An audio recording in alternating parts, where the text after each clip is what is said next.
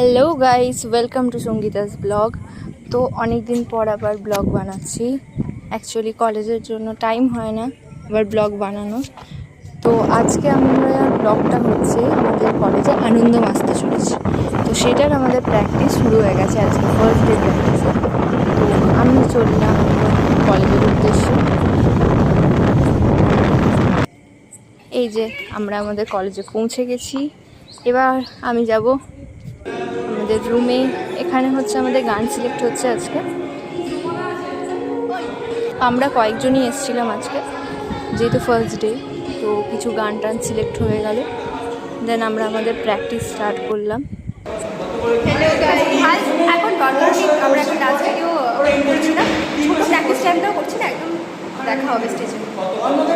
এই হাল আমাদের, এই অবস্থা করে